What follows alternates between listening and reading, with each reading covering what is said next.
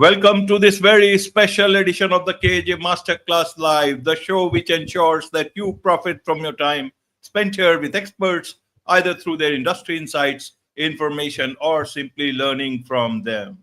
And today we have Nathan Littleton, motivational speaker and a coach dedicated to helping people achieve stability and success in their lives. We'll learn about faith-based strategies for building lasting confidence, meaningful relationships, and financial security. Welcome to the show, Nathan. Hey, thank you so much for having me. I'm happy to be here. You are welcome. Welcome to the show, Nathan. Welcome to India in this online form. And I'm sure not just in India, but a lot of people across the globe will benefit from what we are going to talk right now. We'll learn from you about how one can build a life that actually matters in this backdrop. We'll have our conversation. But before that, let's understand a bit about your journey, your background, so that the audience knows who they are listening to. Yeah, so man, first and foremost, I'm a dad and a husband. I've got 4 kids at home. They're all pretty young, so it's a full-time job for sure. But man, my story, I've always been a young man that was just a go-getter. So at around 19, 20 years old, I started my own business, and it was actually a body shop. And so the thing was, I, like I said, I was a hard worker. I was full of ambition, but I didn't have any wisdom, any experience, and I didn't know how to make good financial decisions. And you might need to know some of that stuff, before you try starting a business. So I just jumped into it with both feet, and I had a dream. I was going to be this big businessman. I was going to make millions of dollars a year, and drive a big jacked up diesel truck or whatever. But it didn't work out that way, and just one bad financial decision to another just led me into a financial spiral, man, just down, down, down to the very bottom. And ironically, along the way, I thought I was being smart. I thought I needed these, $30,000 tools at a 25% interest rate. And I thought I needed this new sign. I thought I needed these, employees that I couldn't afford. But I just really didn't know what I was doing. And so, you know, after a few years, I've got 2 kids at home, and I can't afford to buy groceries. I can't afford to keep the electric bill on, and just the stress, the anxiety, the fear that comes with that. And it leaves you with a feeling of you're just not enough. You're somehow not good enough. You're not able to provide. You ain't that man, that dad that you're supposed to be. And man, once it all fell in on me, and I had to close the shop down. I had to let my employees go. And it just like I lost my dream. I lost my ambition. I lost my drive. Something inside of me died. And there I was, just on the bottom, trying to figure it out, trying to rebuild my confidence, trying to deal with the hundreds of thousands of dollars of debt that I had accumulated. So I found myself in a really big mess. Absolutely, and I'm listening. I totally understand it.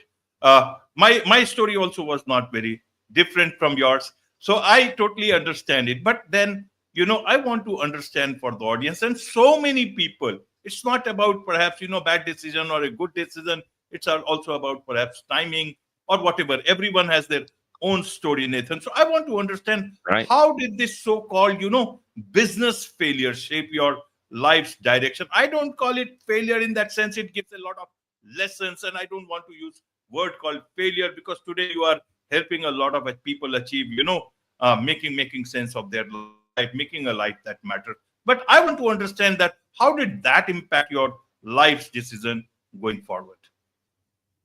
Really, it just the journey from that place that I found myself in that day, because also I kind of left it out of the story, but I grew up in a kind of a weird church environment. It's a very legalistic church. So when I got older into my late teens and early 20s, I really began to question a lot of the things that I'd been taught. And there was so many of those things that it couldn't stand up under scrutiny. So I began to question my faith. I began to question God. And that failure, that business falling apart, it just all came together. So when I came to that place and I found my confidence was gone, I was doubting my faith.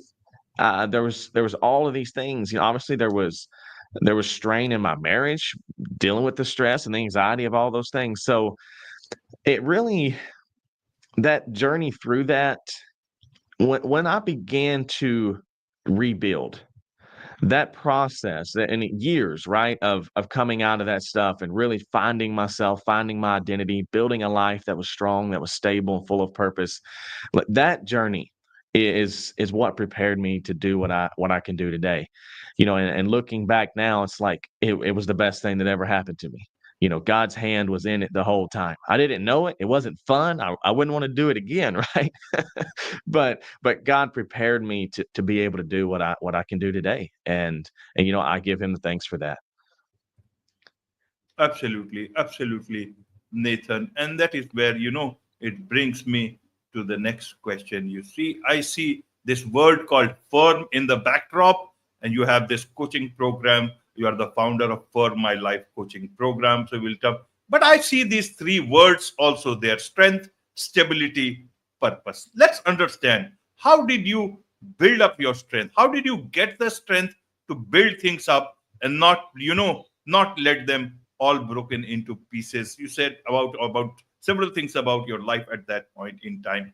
What is it that you tell people about strength? How do you get this thing called strength back? Where do you get it? It's not some bank account that you go and get back for that thing that is yours. Help us understand. Let's start with strength part. Yes, sir. That's a great question.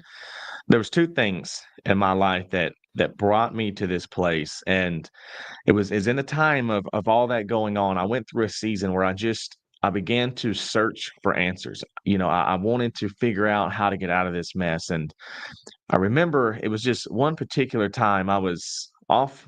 I don't know. I think I was in the woods walking down a deer trail or something. I was just out there alone with my thoughts and talking to God, trying to figure it out. And there was just something inside of me that it was like just a little spark, a flame. And what it really was, it was hope. Hope came alive inside of me that said, I see the circumstances I'm in. I understand that I've got a lot of things I've got to deal with, but hope inside of me said, there might just be a way out of this. There may just be more to my story than just this failure. Maybe I can win. Maybe I can come back from this and try again. And so I had to allow that hope to inspire inside of me action, to inspire inside of me a reason to get up and try again.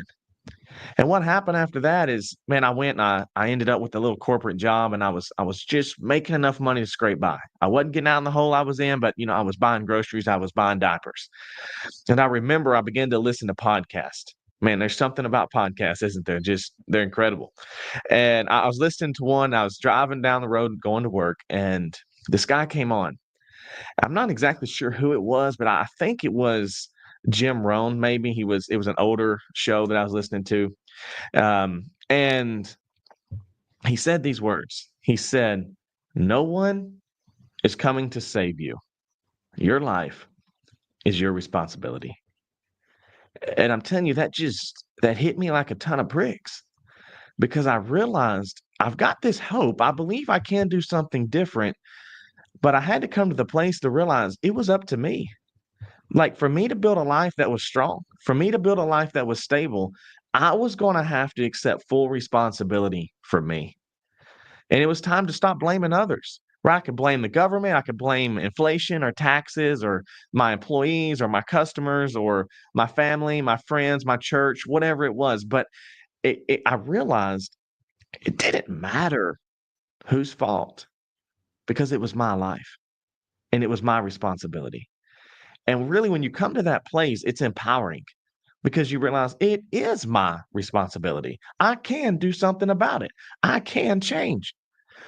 So, really, my advice, the things I teach, the very first thing that you have to start with is you've got to realize I can change, and I'm the one that brings about that change. That's the beginning of the road towards strength, stability, and purpose. Is I can. It can happen. No matter what, it can't happen. Absolutely. It can happen. It has happened. If I understand, it has happened in your life. Am I right? Yes, sir. Absolutely.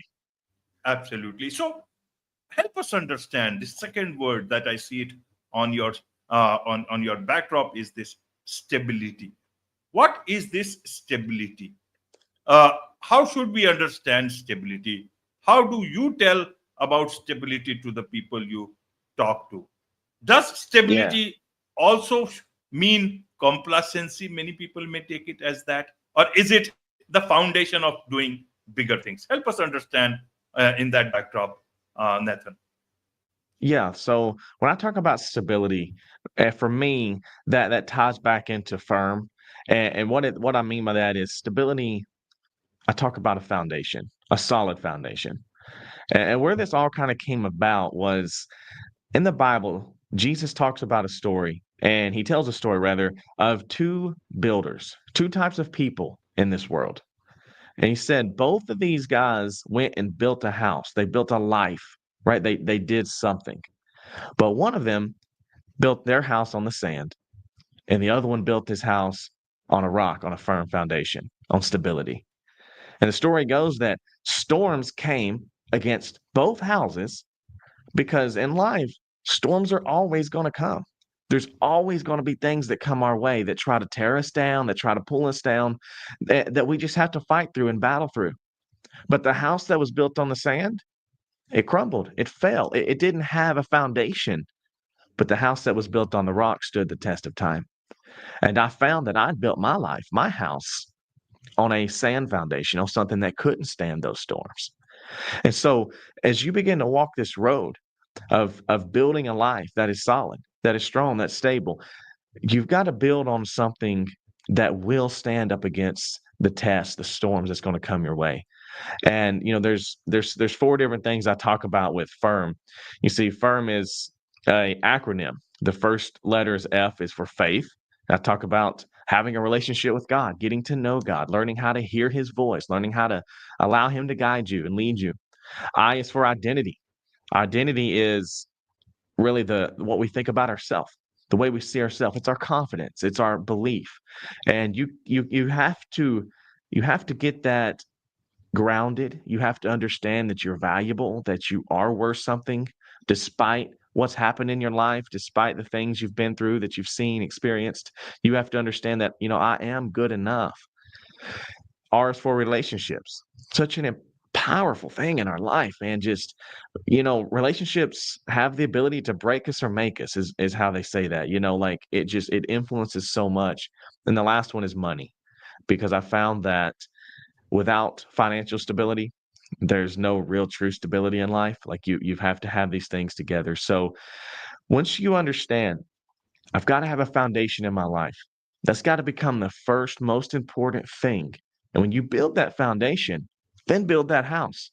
Right. I kind of like to think about it as a launch pad, right? Build a launch pad and then launch that rocket ship to space. Like do something great with your life.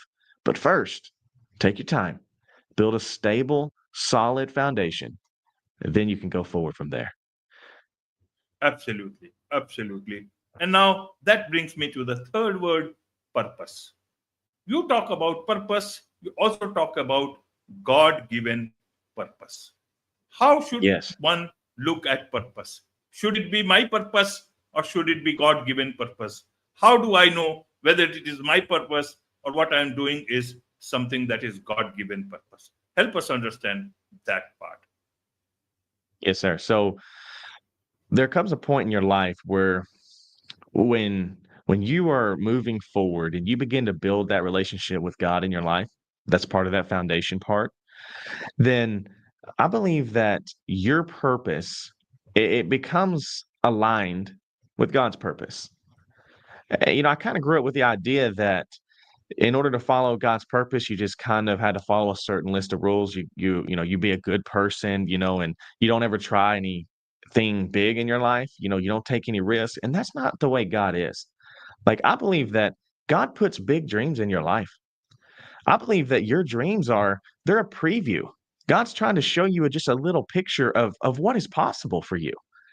And so when you come in alignment with God's dream, and you have the same dream is what I'm saying. Your dream and God's dream is the same thing. Like that's when your action, your you like the things you're trying, you're moving forward, that's when God comes with you and he starts opening doors. He starts bringing people into your life. Like he starts doing the supernatural side of it as you're doing your part, here in the physical world. And that's when it just momentum builds. Things begin to go forward. And it was just such a game changer for me when I realized that God had a purpose for my life.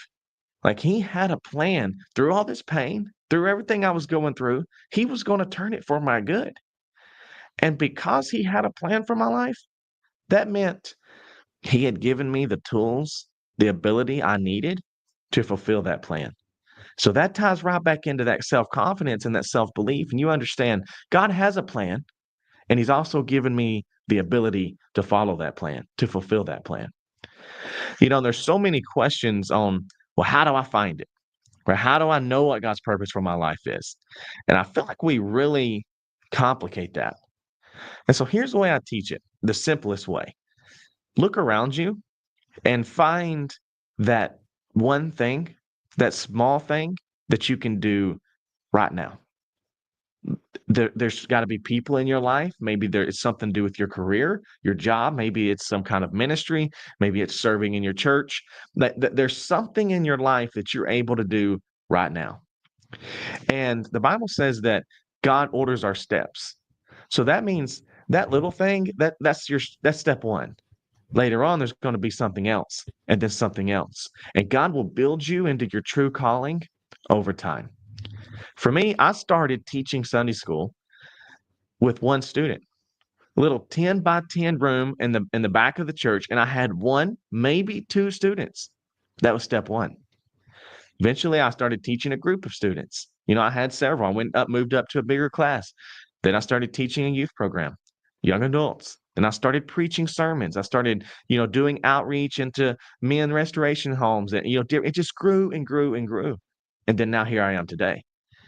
And so when you're there, you feel like, oh, this isn't important. This doesn't matter. But God's building in you the skills, the things you need to fulfill that purpose down the road. So look around your life. Find the thing that's right in front of you right now, and then allow God to build it from there.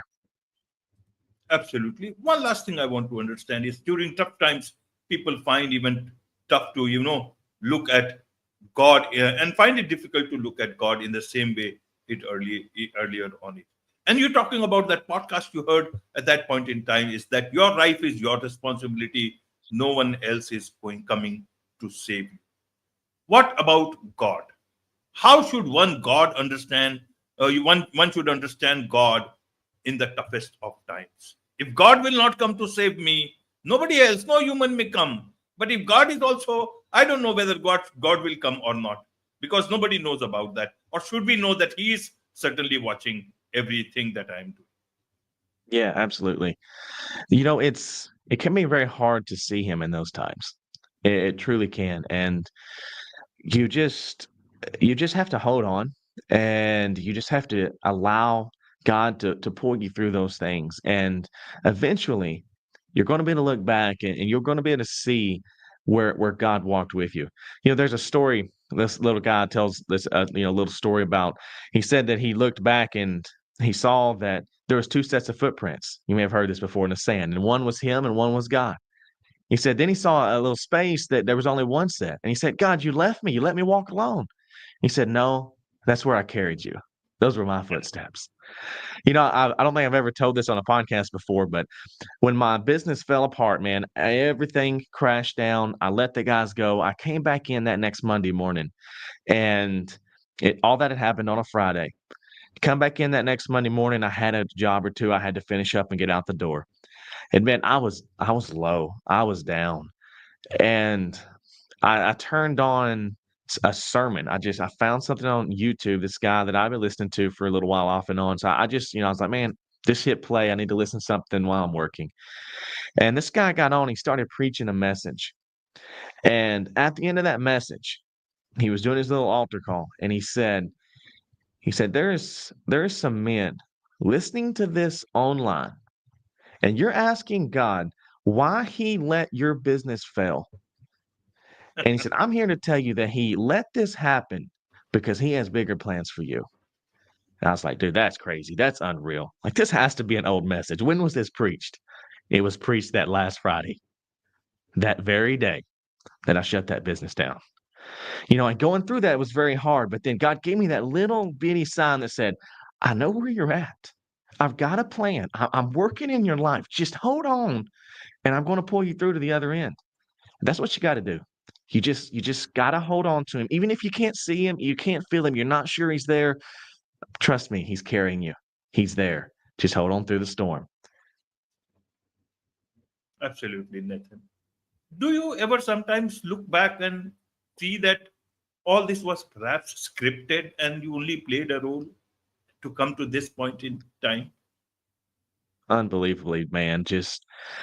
I just had to rebuild my coaching program because I had it targeted towards young men, and then I had women and other ones coming to me and be like, hey, why are you leaving us out? Right. So I had to go back and rebuild that. And every single section of the program is something to do with my story. It's like, how did God build those principles in my life? Step after step after step. It really does look like it was scripted, like it was a plan all along. And I'll say it again. I wouldn't want to go back and relive that again, right? Those were very difficult times, that journey. But wow, God knew what he was doing. And I believe that my program and, just the things that I do in the future, I believe that they're going to make a big difference in the world. I really know that God's going to use my story and the things that he's taught me to help a lot of people. And I'm excited to be on this part of the journey. I truly am. Absolutely. Absolutely. There's much to learn from you about all these things from your life, Nathan. And I'm sure a lot of people will learn, want to connect with you on that, connect with you for your podcast, Firm My Life, coaching program, and everything else. What is the best way for them to do so, Nathan? Just go to my website. Everything's there. It's Nathan Littleton Firm, FIRM.com. And I'm on social media everywhere, on YouTube. So man, yeah, just look me up, just find me and get on board. Just I post a lot of things and for free. There's a lot of free stuff I put out there. So man, just start learning, get on board, and hey, maybe one day we can work together. It'd be incredible. Wonderful. With this, it's a wrap on this very special edition of the KJ Masterclass Live. Thank you so much indeed for joining us.